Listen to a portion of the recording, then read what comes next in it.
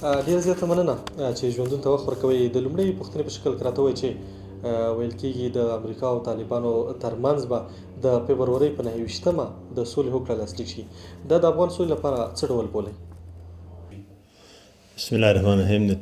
د ژوندون تلویزیون لیدونکو او اورېدونکو ته سلامونه او نیکې هیلې وړاندې کوم. خاص سوله د ټولو افغانانو هیله او ارزو ده او سوله به انشاءالله حتمي راځي.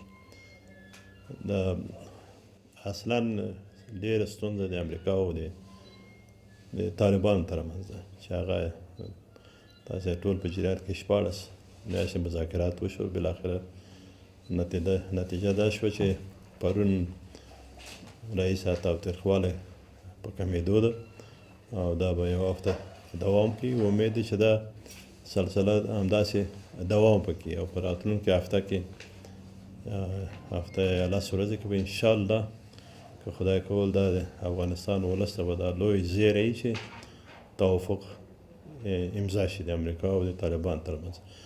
وروسته بیا د بین الافغاني مذاکرات خدای کول شروع کیږي.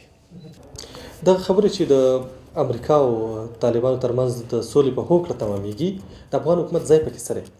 ښه، په دې هوکړه کې خو ځای ورته نشته، نیک شک نشته. خو کله چې طالبانو او امریکا ترمنځ توافق وشو، امضا وشو، توافق شوی، امضا وشو، وروسته به بین الافغاني مذاکرات شروع کیږي. هلته به طالبان، سیاسي تنظیمونه، احزاب او حکومت د طالبانو سره مدني ټولنې بالاخره ټول افغان ولس به سره نمایندګان به هلته سره کښېني، د آینده په برخلیک به تصمیم نیسي او خبرې به کوي. بین الافغاني خبرو کې افغان حکومت باید کومو خبرو ته متوجه اوسي؟ ښه، د امریکا اصلا د افغان حکومت ملاتړی هغه ده، یعنې د هغوی په همکاري دا حکومت رامنځته شوی ده. نو کله چې امریکا او طالبان چې اصلي لوري د جنګ دي هغوی توافق ته ورسېږي، بیا به انشاءالله د حکومت سره او د سیاسیونو سره دا مسله خدای کول هواره وشي. روسیې تېره ورځ د خپل دریځ څرګند کړی دی او د افغان سولې په اړه یې اندېښنه ښودلې چې د امریکا سره دا کوم د طالبانو هوکړه کېږي، دې په اړه یې اندېښنه ښودلې ده او ویل چې دا بحران کېدونکې ده. دغه وخت کې اساس وخت کې د روسیې چې د افغانستان یو همسایه هېواد دی او دوی سره راشه درشه لري سیاسي، ولې داسې خبرې کوي؟ هدف یې څه دی؟ ښه، افغانستان جګړه کې اوس ټولې خواوې ښکې دي، لرې او نږدې همسایه ملکونه ښکې دي. وخت چې امریکا مخامخ راځي طالبانو سره خبره کوي، خو هم روسیه هم ځان ته حق ورکوي چې په دې باندې خبره وکړي.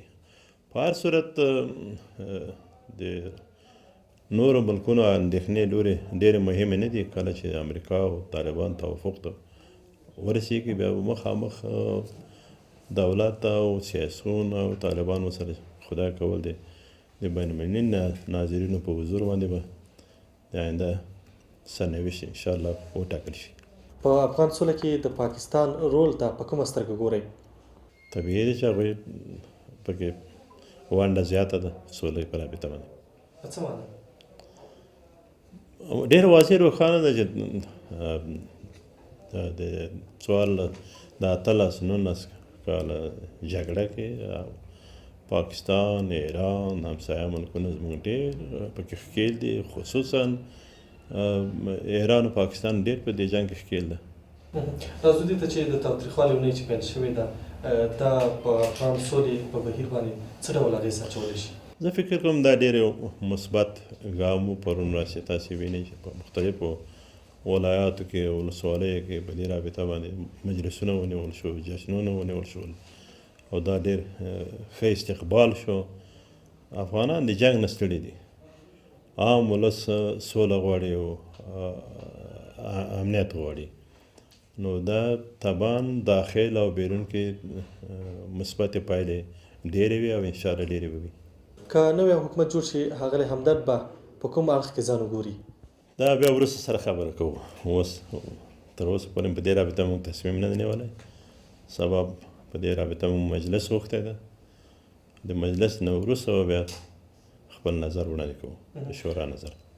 د تاوتریخوالي د کمښت اونۍ د سولې لپاره کوم اغېز لرلی شي؟ کېدای شي اووه ورځې د اووه ورځو په پای کې دا توافقنامه امضا شو، چې امضا شو طبعا دا بیا دا سلسله غځېږي انشاءالله. تاسې په دې باوري یاستئ چې که چېرته د بین الافغاني خبرې شروع شي یو سرتاسري اوربند به؟ زه مطمئن یم چې حتما سوله راتلونکې ده.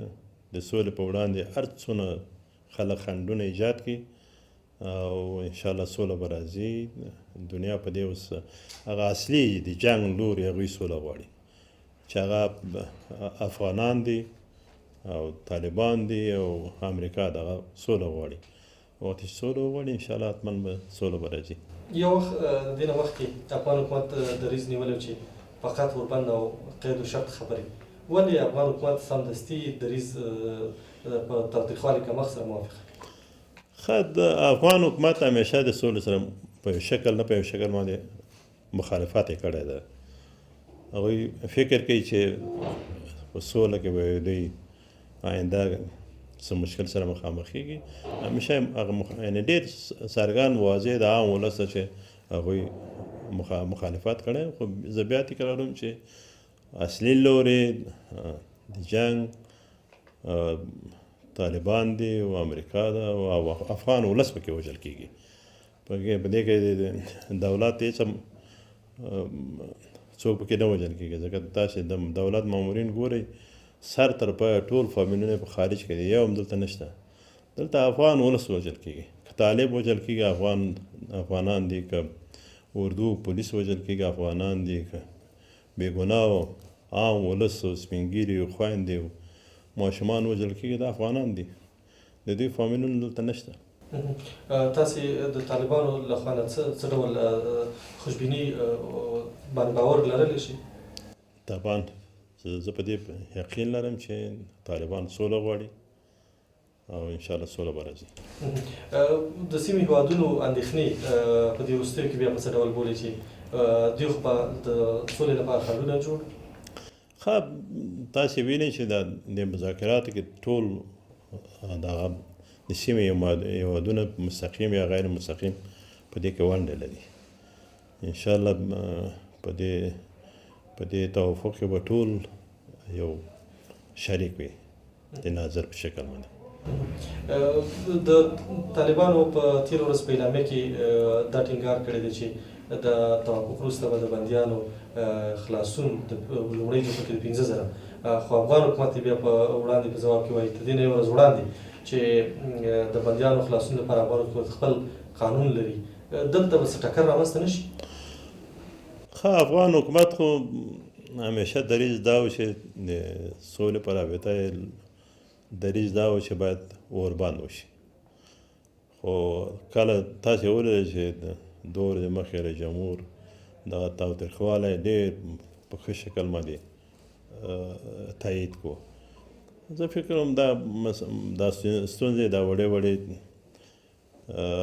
پیشنهادونه دا حل کېږي کله چې امریکا، زه بیا وایم چې کله د امریکا او طالبان توافق ته ورسېدل هغه حکومت به هغه خامخا تطبیقوي. د بندیانو په رابطه هم امریکا او طالبان توافق ته رسېدلي چې 15,000 طالبان خوش شي. هغه به کېږي انشاءالله. وروستۍ کې داسې څنګه ویلی شو چې طالبانو ځینې غوښتنې چې افغان حکومت یې نه مني او یا د افغان حکومت ځینې شرطونه چې طالبان ورته غاړه نه ږدي دوی راکم شي یو بل ومني، څه کول پکار دي؟ زه بیا عرض کوم چې مهم د امریکا او د طالبانو توافق ده. بندیان هم تاسې اکثره یو بندي هم د امریکا خواښه نه وي، څوک یې نشي خوشي کولی. صحیح ده چې هر څوک یو خبره کوي، خو اصلي خبره د بندیانو مسله ده که د جنګ مسله ده د امریکا پورې مربوط ده.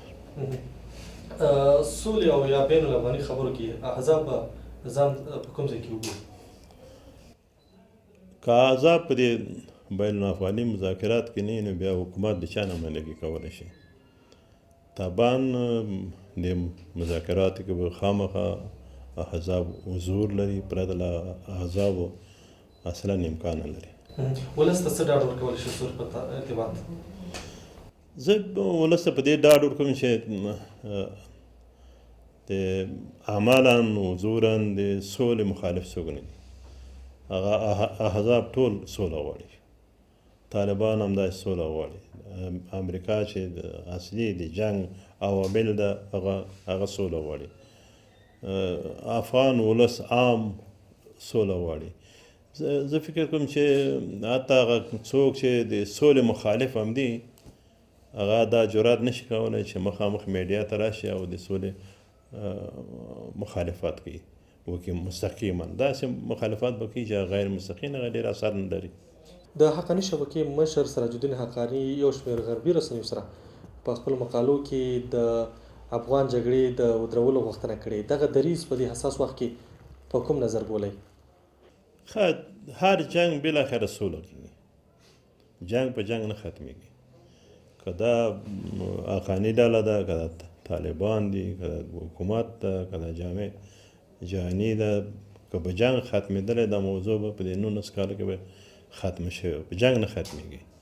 طبیعي ده چې سولې ته به مراجعه کوي او بالاخره یوازینۍ لاره د حل سوله ده، د جنگ خاتمه ده. ډېره زیاته مننه. تشکر.